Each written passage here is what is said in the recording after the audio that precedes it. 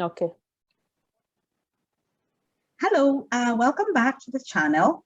Welcome to Investment Tuesdays. We absolutely love our investments.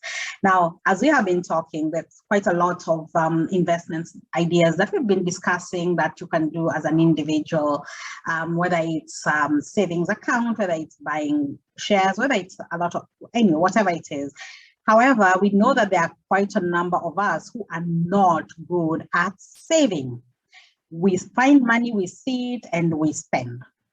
And the funny thing is, when we were growing up, most of us who grew up in Kenya, we remember Saturdays and Sundays, there used to be every afternoon, your mother had a chama to go to. Sometimes you are dragged to go to those chamas, sometimes you are not. But then somehow when we've grown up, some people feel like they're too posh and too good for chamas. Of course, men have come in and started talking bad about it. And I just felt like, you know what, even people in diaspora, we absolutely love these things. And that's the reason why I am inviting my guest today. So my guest today is Tina. Tina is a friend who I met long ago. So long ago. I do not want to say how long ago, but yeah, let's just say it's been more than 10 years. And when we first met, we just met as friends, and then we kind of got into, we both realized that we had not invested enough, and we started investing, and we joined chamas. Now, we have been in a lot of chamas. There has been tears, there has been laughter, there has been being conned. I'm telling you, the amount of money we have lost could feed a family and take a child from standard 1 to university. But then we have also made very, very good, sound investments. And we've met people who we are we have become very like sisters. You know, we've met people who we are like sisters. So I thought this would be an interesting thing for us to have a chat and share with you our experience so that you don't get burnt. You will still get burnt, but you don't get burnt in the same places that we got burnt. Get burnt in new places. So if you don't take our advice, that's up to you. So Tina, introduce yourself. Yeah, as you said, my name is Tina Bini, Christina, or Tina. I mean, anyone, whichever goes.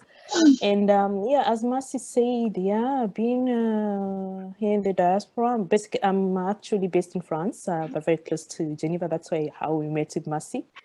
And yes, I've been in the investment field for quite some time, even before I came to France. I've actually been, you know, in the investment sector has always been very, very close to me, due to, of course, also my previous employments back home in Kenya. And I thought of bringing, of course, my small knowledge also here to France and to share with my people here in the diaspora. And yeah, that's what we've been doing. I mean, from it's been 10 years, as Mercy said, more than 10 years. Yes. It's been more than 10 years because my daughter is almost 12. Yes, we formed groups, we've invested individually, and it has been quite a journey. And we've been burnt, as Mercy said. We've gained, we've lost. I mean, we can't say, you know, we can't call it all. I mean, it has been an experience, I would say. It has been an experience. We've had ups and downs, of course. I mean, especially in group dynamics, every person has their own, you know, I mean, as we all say, you just, how we got into, especially the first group that we got in with Mercy. Remember, Mercy, we were quite a big number, like I think about 100. People. Exactly. The first one, we were actually over 100, which was not a good idea. Exactly, because of course, I mean, as a group, I mean, people have diverse, you know, we can't all be of the same coming from the same point of view. Everyone had their own diverse ways of doing things. So we clashed.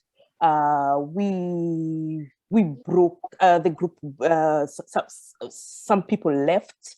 Some people regrouped to form other smaller groups, and but I am still part of, especially there's one that I am still part of. I mean, that came from this big group of 100 women. And yes, we've been trying to do the chamas, basically the chamas, as our Mercy said, as our mothers used to do back then, the merry-go-rounds, and we've been in that. and invested quite heavily in back home in Kenya. And yes, it's been an experience, and I think that is what now we're going to talk about, our personal journey. Yeah, I mean, because many people think that, well, you're in the diaspora, so your things like chamas are beneath you. You know, they feel like, listen, I'm leaving that to the old mamas, and we are younger in the generation. So, but the thing is, we've repackaged it.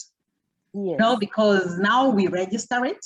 And, you know, so let's talk a bit about the registration and, you know, why that's important. Because for me, the most important thing when someone approaches me that we join a chama is, are we going to be registered? Oh, yes, registration is that's a vital point. I mean, because without, I mean, if you're not a legal entity, I mean, you cannot, there's so much restrictions, especially in Kenya, and I'm sure everywhere else, even here in the diaspora, because you can, I mean, if you look at the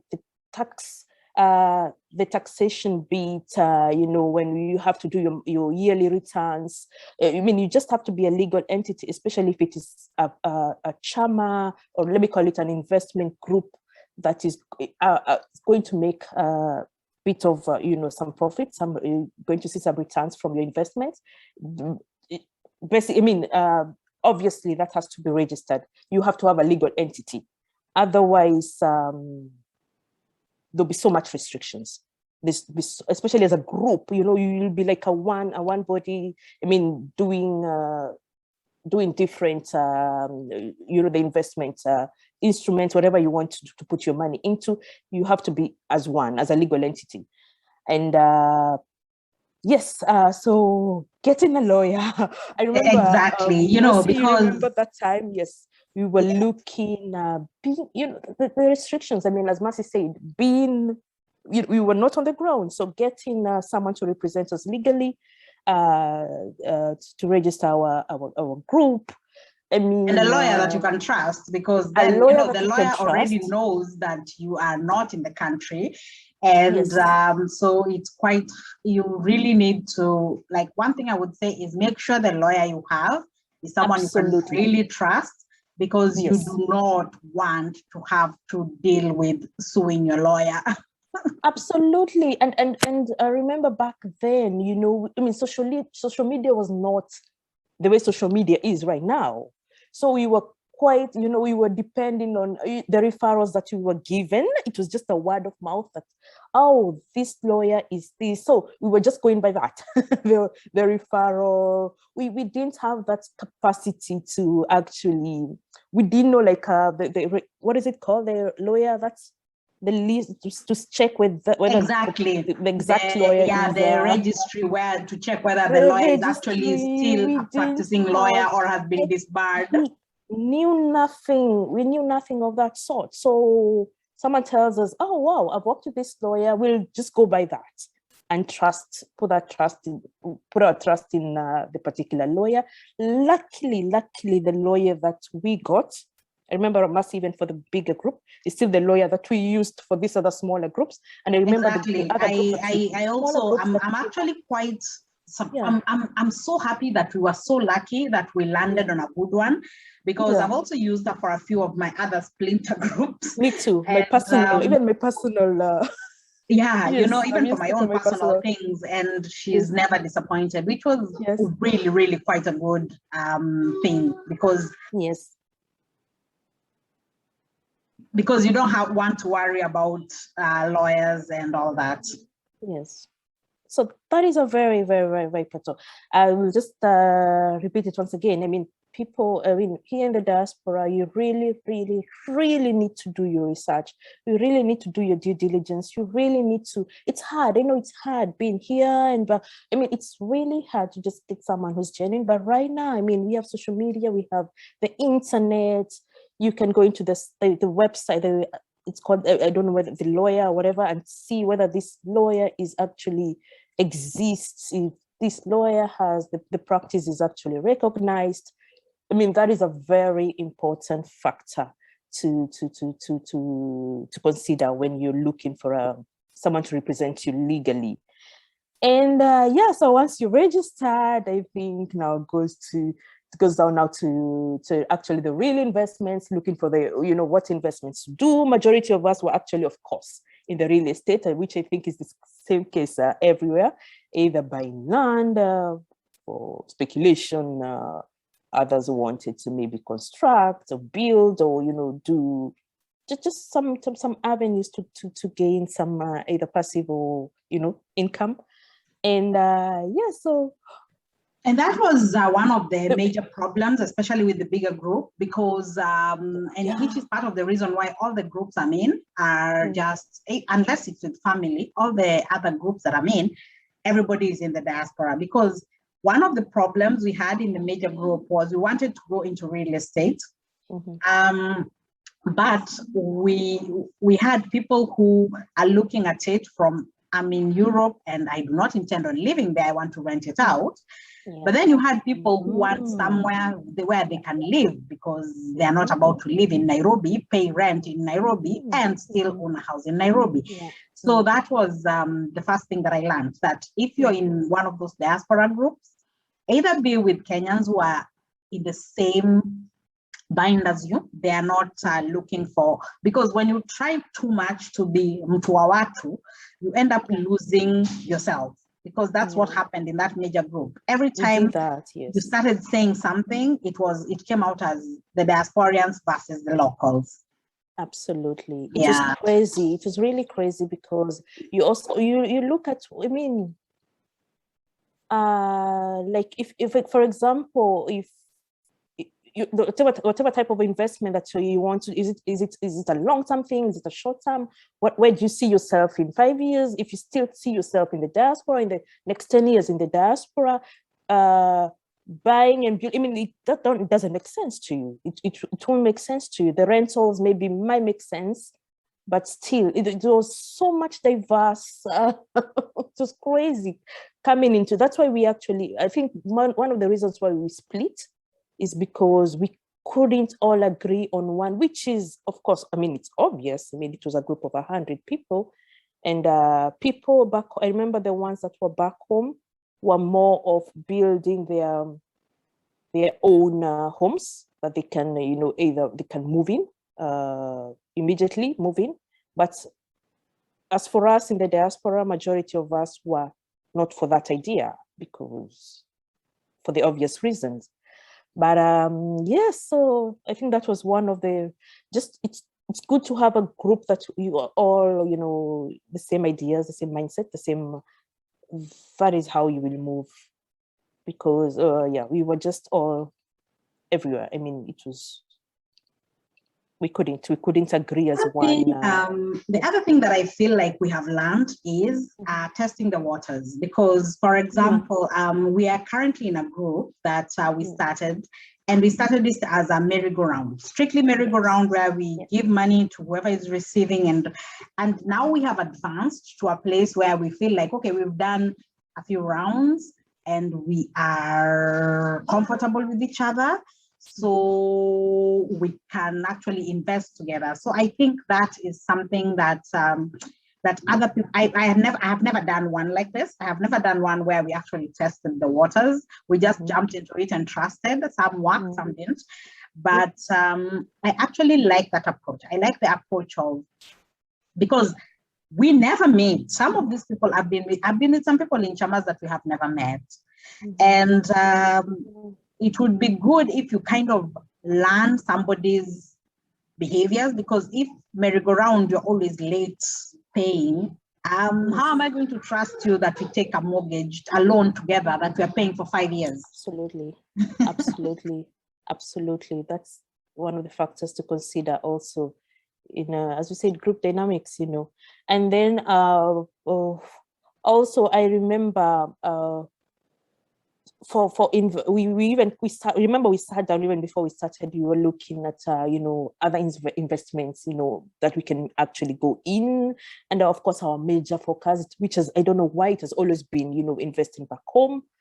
And we were looking at, we have to be, you have to be at par with the people that are, on the ground. You have to be, the current affairs that are going on, what is happening in the country right now. So you have to all the time be sure what is happening, what is the new thing, what is, so which we cannot keep up.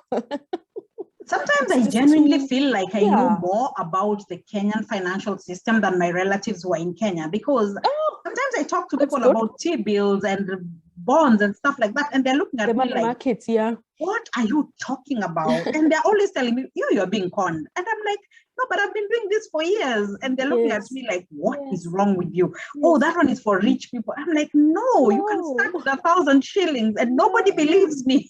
Yes.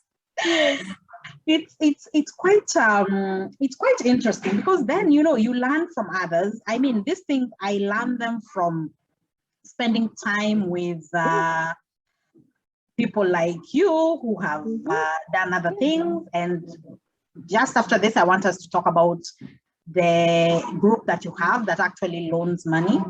And that is something that I think many people have not considered, because there is table banking, but for most people, table banking is being done among the group members only.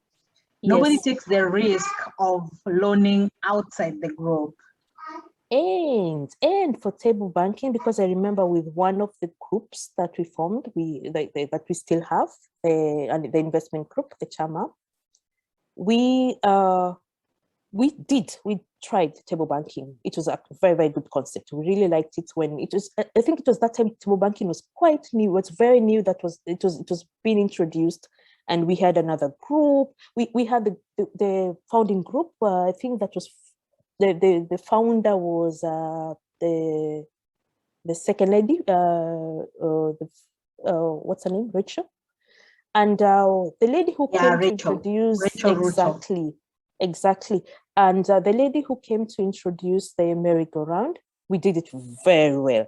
And we adapted the same, I remember taking the same idea to my investments. This was another group with the Biashara Dada with the other Kenyans. But I remember taking the same idea to the diaspora Chama that we had, and we tried it.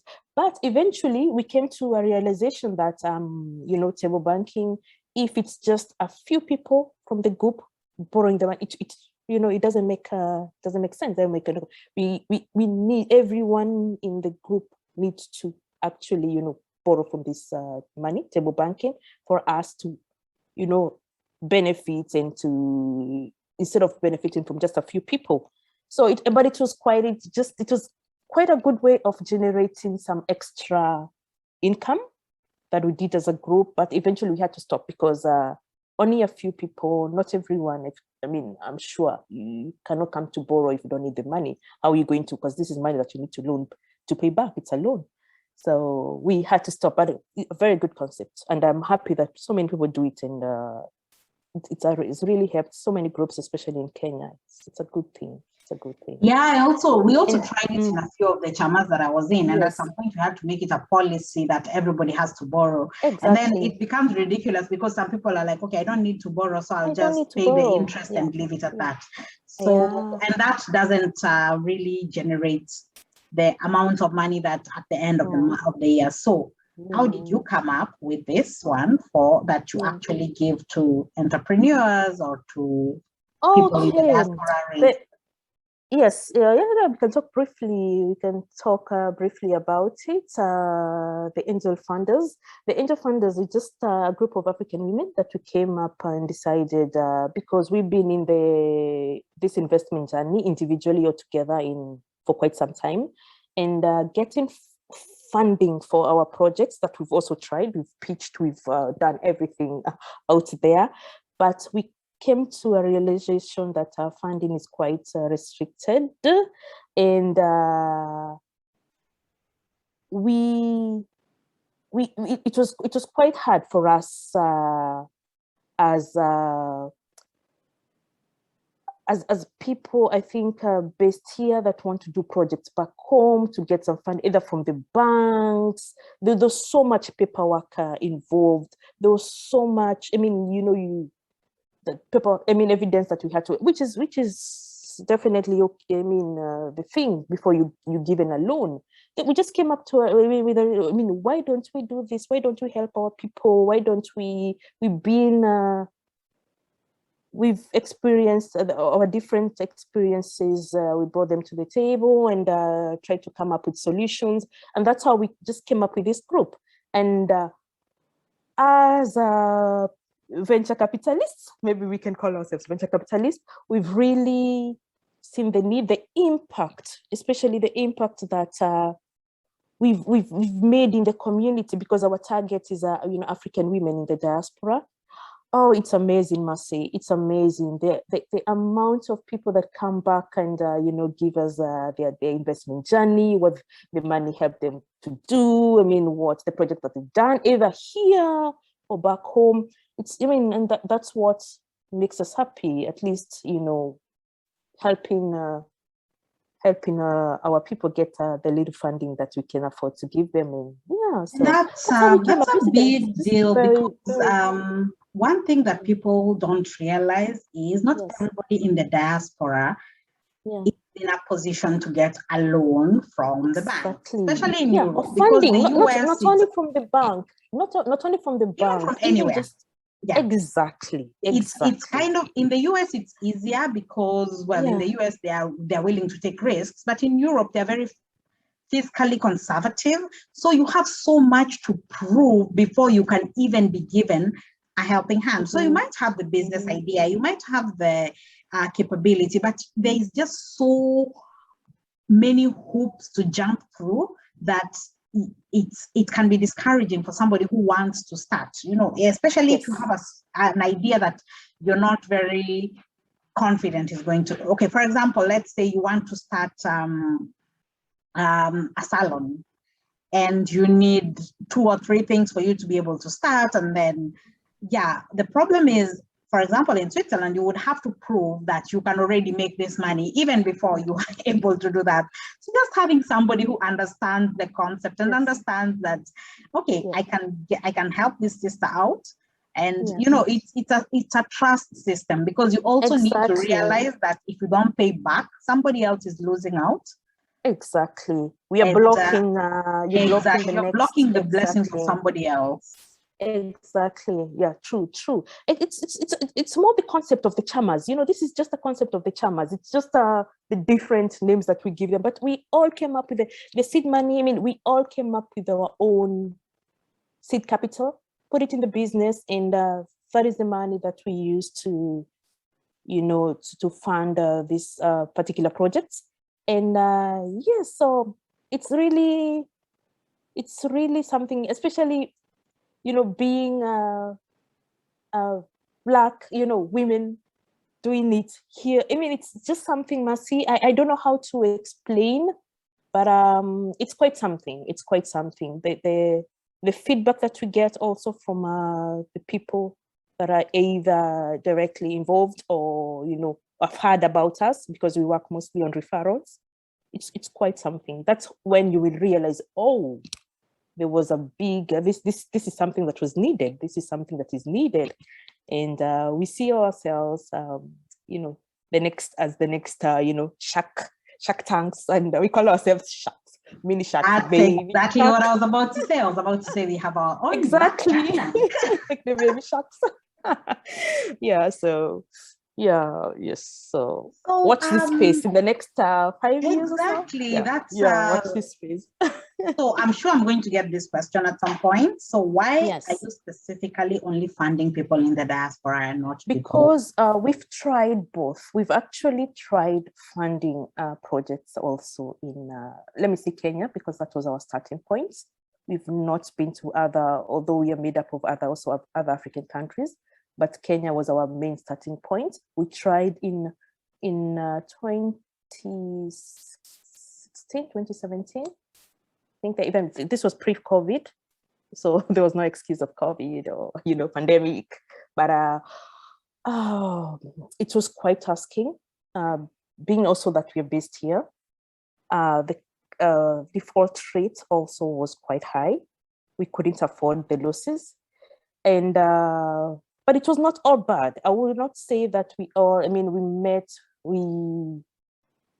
met other, projects. I mean, we funded other very, very good projects that were actually came to realization, we could also follow the progress. We were also involved either equity wise or, but it was quite tasking, seeing that we were hoping to eventually, maybe merging or working with some other funders, local funders back home, that we could work together and you just form some synergy with collaborations and all, what we call collaborations. But unfortunately, we didn't get the best. We just could not. I mean, we're still open to the idea. We've not blocked completely from that idea, but we looked at it vis-a-vis, doing it back here in the diaspora. It was working here. It has been working very well. We could follow up. We could, in case of defaults, in case of it was easy. The systems were easier for us to follow up back here compared to back in Kenya, because we had to do, there was so much return trips back and forth that were also costing the business, and we had to come to just a halt for now. But we're still open and maybe looking at possible future, collaborations. Yeah, but here it has been smooth sailing. It's a bliss. It's yes, the systems are very. It's easier. It's easier. It always is. Really easier. It definitely easier. Always is. Yeah. Okay, so just to wrap up, can you give us the best,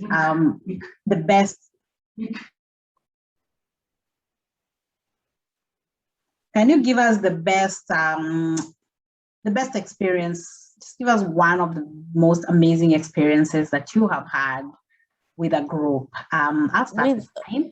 My best experience with a group was, I don't travel that much in Europe, and then I joined groups that we actually have AGMs where we actually have to travel.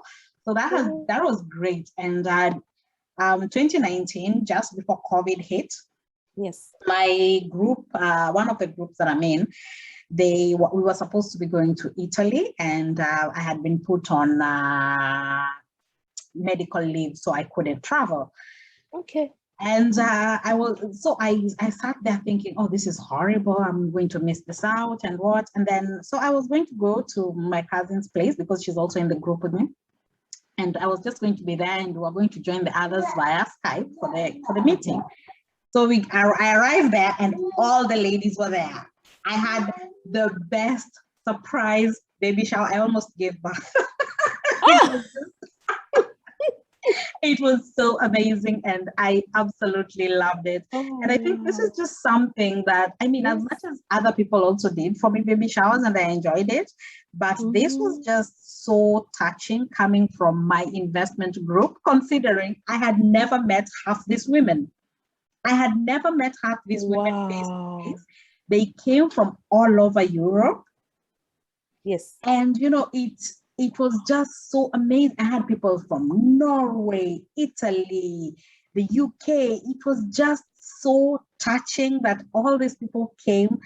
And, it's such a sisterhood that you cannot ignore. It's such a sisterhood that you really need in this diaspora. Now you. I think, same experience here, same experience. The extroverted me, especially, just being confined here, in Europe, and just getting out to meet these people, me too. I can tell you, Mercy, for real, 90%, I think, of the people that I've met, the people that I'm also in this investment journey with, we've met through social media. 90%, like we never knew each other before. We met through social media, and then now coming, because we all come from different European countries, and just meeting each other in person, seeing each other in person. people of this, you know, being in a space where you're with people who are like you. It's a sisterhood, as you said, you know, this with the same ideas, the same mindset, with the same it's not all, you know, like work. Even, I mean, we need some play at some point, but it's just fun. And you know, you just get to, I've met incredible people, Mercy. And yeah, so it was, I've loved the journey. I've really loved the journey. So it's not all work. And maybe if I can give a final part, maybe for the investor, I'm still in the investment. Sorry, my investment is just so much into me. I would maybe try to advise the people that are in the diaspora. I know we bend our back so much. We really after, you know, investing because we want what everyone else is doing, what other people are doing, either back home or in other, especially us here in Europe. We want to be like our counterparts in the States that have done very great, which is very good, great projects back home. Yeah, but I would just like to tell people to also maybe look at where they are, look at the investment opportunities where they are based here in Europe, because there's quite a number of things that you can actually, you know, put your money into. You know, there's so much also, you know, investment opportunities as we have back home. Maybe back home we know them because they're out there, but here it's quite not. But if you dig deep, there's so many other opportunities to grow your money here there's so many different asset classes, so many that you can also look at as groups, as individuals. And yeah, so it's here, it's still open as much as we want to take all our our remittances back home, which is good. I'm not saying otherwise. It is. I also discovered that a few years ago when I just started looking, and I realized there's also quite a lot of opportunities. The same things we have back home, we have them here. Difference is what they're called. The language is a problem.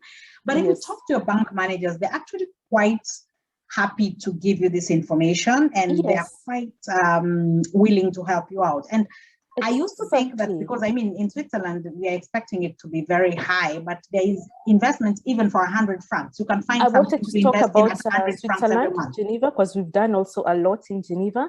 And, you know, I mean, there's so many fund managers. If you just Google, the language might be a barrier, but hey, I mean, that's why we are here. I mean, we can help you out. We can, if you want some information in there, I mean, I'm sure, Mercy, you'll be getting some DMs, or, you know, but we can help you. We can definitely help you. I mean, that's what we do. So just be on the lookout, and I mean, if you can just diversify your portfolio, you have your investments back home and also here. I mean, you don't have anything to lose. Yeah. Exactly.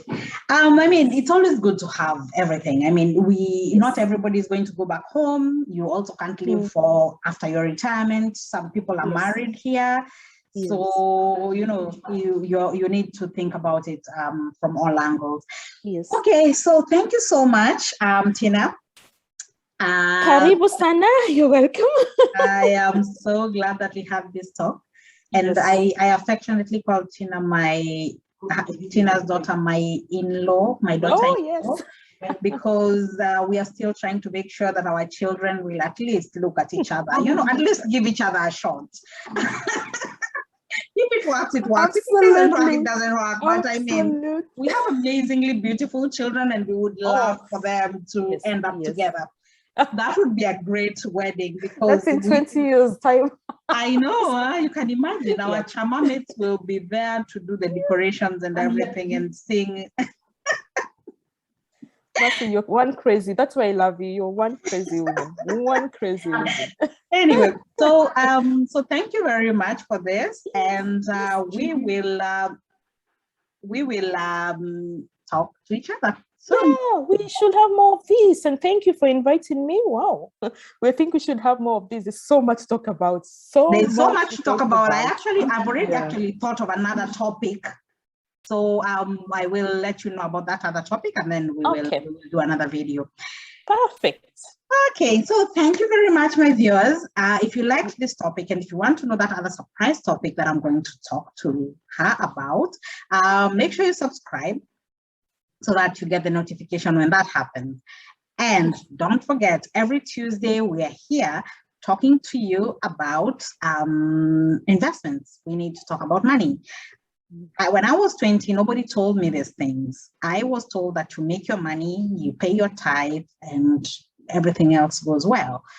Nobody told me that after you pay that tithe, you need to, take some money, put on the side. And, nobody told me the fundamentals of savings. I was told you can save, but saving doesn't work for people like me. When I have money in my account, I spend it. So I can't save, but I can invest. When I decide that I want to invest in something, I can put aside that money every single month. So if you're not a saving person and you're an investing person, make sure that that is something that you do and you do it regularly. And I just wish somebody had told me that when I was 20, I would be Bill Gates right now. But well, it's not too late. It's not too late. We're heading there. And I just enjoy your day and let's keep being happy.